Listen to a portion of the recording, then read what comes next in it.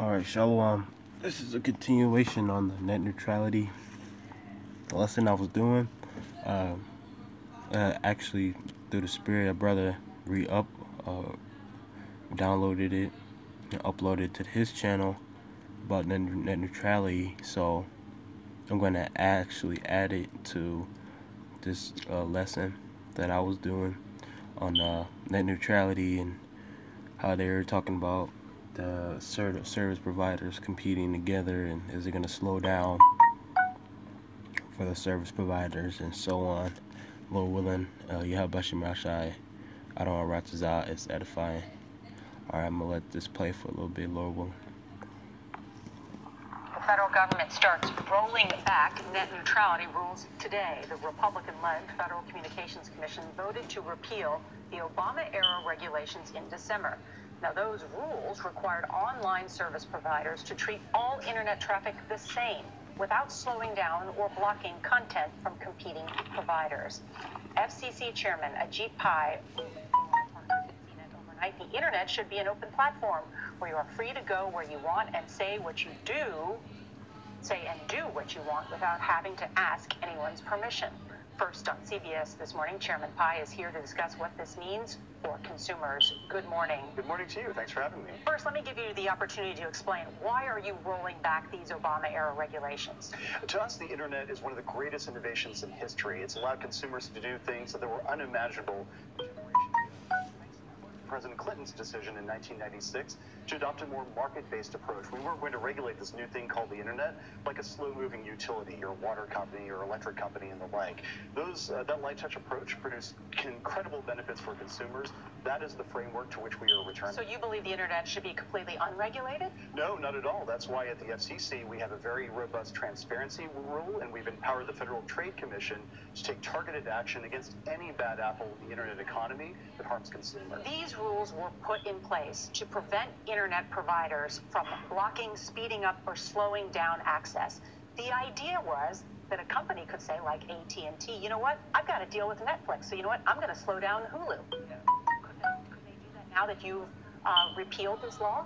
Two different points. So prior to 2015, when these regulations were imposed during the Obama administration, we did not see the targeted actions like that against internet traffic. Secondly, going forward, we have empowered the Federal Trade Commission to take action against any company, including those in the situation that you mentioned, that might act in any competitive way. So consumers are going to be protected, and we preserve the incentive for companies to build out better, faster, cheaper internet access for consumers across the country. You said that we hadn't seen that before, but in fact, in 2007, Comcast did just what the critics have worried about, and AT&T did it as well, pardon me. So in the past, exactly what critics say might happen was happening. So that's not the case, what you said. In the first instance, for example, that situation was resolved without these net neutrality regulations. That was resolved before these regulations were in place. And the second one, the Federal Trade Commission actually took action almost a year before the FCC did to take action against that throttling case.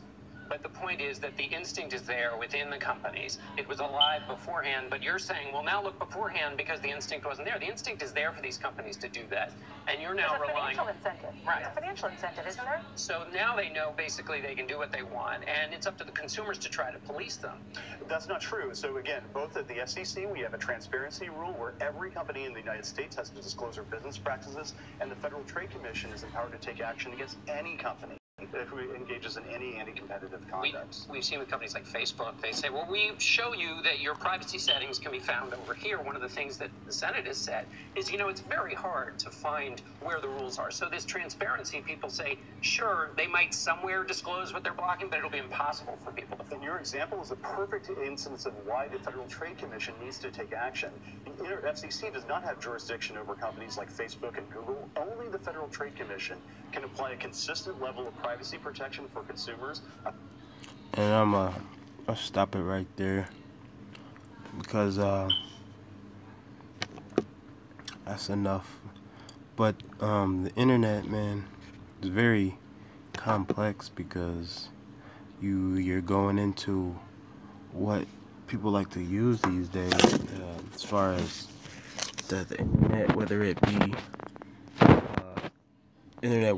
be for research purposes or whether it be for amusement, entertainment, social things to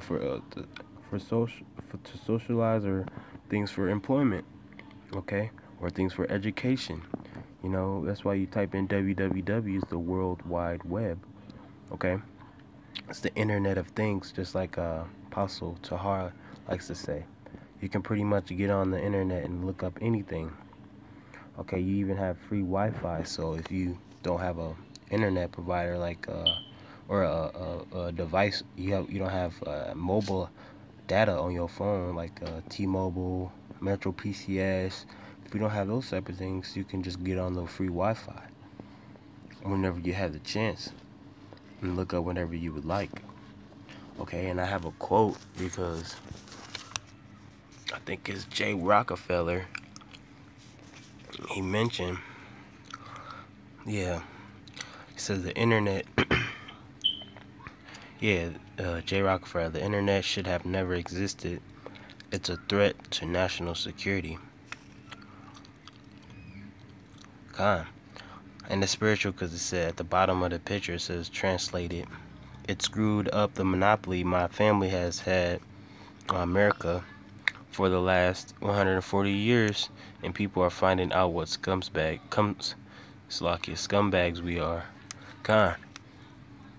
Because that's the truth. You know, that's another aspect to it. Esau's getting exposed through the internet. Okay, all types of things, things uploaded, how such a devil he is. Things go viral, get uploaded to the World Wide Web, World Star, YouTube. He's getting exposed for who he is. His unrighteous decrees. That's another way. You know, how the internet shouldn't have been created. But really, the internet was created for the elect, so they can get this word. Because the apostles and elders started uploading on YouTube. You know what I'm saying? You started uploading on YouTube. They started uploading on YouTube in daily motion, and we started getting this truth. So now the internet is just one big tool device, and it depends on how you use it. It could be beneficial, but these devils want you to pay for it. Okay, and that can be a downfall to a lot of things. Jobs. You might have to pay to get on Craigslist to find a job. Indeed.com. Fill out applications. You may have to pay money to use the internet. This devil's internet he set up. You know what I'm saying? Who knows if this is actually going to be implemented and mandated in the future? It's the book of Job 5:12. He disappointed the devices of the crafty, so that their hands cannot perform their enterprise. So, eventually, you know, your enterprise is going to be making this internet not accessible no more. So, you know, people can't really find this truth, and that's going to lead to the famine of the word, man. You know, and then that's going to be disappointing to you, because then, you know, the Lord going to come back. So you ain't going to have your new world order, your 5 gig nation, 5G digital ass enterprise that you want, man. You know, you think you're being crafty, but really the Lord got you in a trick bag.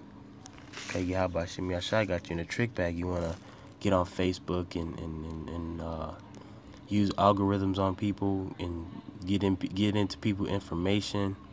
You want to watch people through their web cameras on their laptops.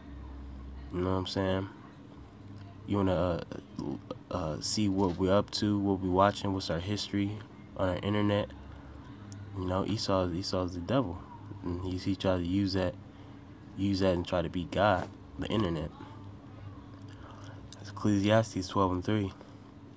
In the day when the keepers of the house shall tremble, and the strong men shall bow themselves, and the grinders cease, because they are few, and those that look out of the windows be darkened. Right, man? So without the internet, man, a lot of people work off the internet.